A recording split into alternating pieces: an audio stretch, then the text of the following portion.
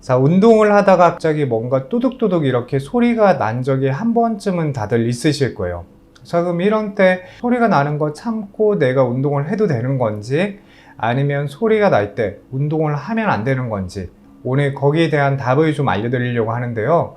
자, 먼저 운동을 할 때, 자, 우리가 이 소리가 나는 거는 그 원리 자체가, 자, 손가락 이렇게 뚜둑뚜둑 소리 한 번쯤은 다들 내보셨죠? 이렇게 딱 하면 소리가 나고, 이렇게 딱 소리가 나고 하는 것들이, 이 관절이 있으면 관절 안에는 이제 그 압력이 있거든요. 이 관절 내에 압력이 있는데, 그 압력이 높아져 있는 상태에서 이게 탁 하면 압력이 탁 풀리면서 이제 그 풀림과 동시에 관절에서 소리가 나는 경우가 첫 번째 있습니다. 이제 이런 소리는 한 번에 이렇게 우리가 움직였을 때 뚝 하고 이렇게 소리가 나는 거고, 그 이후에는 관절의 무릎이나 목, 허리를 움직여도 소리가 나지 않거든요.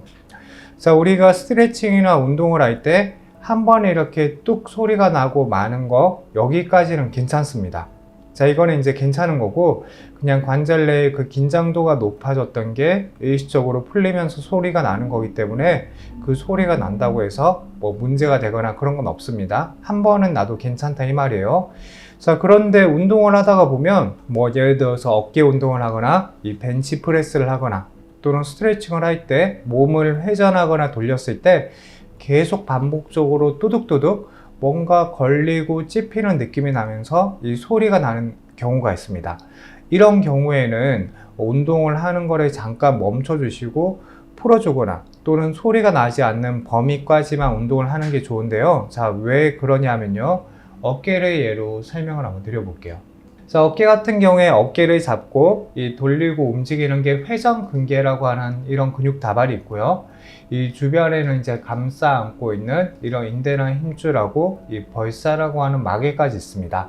자, 이렇게 감싸고 있는 이런 마개가 있고 보호를 해주는 인대하고 힘줄이 있는데, 자, 이런 부위가 경직이 되어 있고 약간 긴장도가 높아져 있는 상태에서 운동을 계속 하다가 보면 이쪽 부위에 뚜둑뚜둑 소리가 나는 거는, 이거는 괜찮은 게 아니라 그 주변 부위에서 뭔가 마찰이 계속 되고 있다는 거예요. 그러면 마찰이 계속되면 이게 계속 그 상태에서 운동을 무리해서 하거나 또는 뭐 내가 스트레칭을 무리해서 하거나 이제 뭐 자전거를 이렇게 무릎에서 소리가 계속 마찰이 계속 나는데 탄다, 이래 버리면 그 해당 부위의 관절이 손상이 되고 있는 거거든요. 그래서 당장에 통증이 없다고 하더라도 뭔가 내가 몸을 움직이거나 회전을 시키거나 또는 뭐 자전거나 달리기를 하거나 했을 때 소리가 계속 반복적으로 나는 거는, 그건 좋은 게 아닙니다. 그 경우에는 소리가 나지 않는 범위까지만 뭐 어깨를 올리면서 운동을 하거나 아니면 충분하게 스트레칭을 하고 이완을 해주면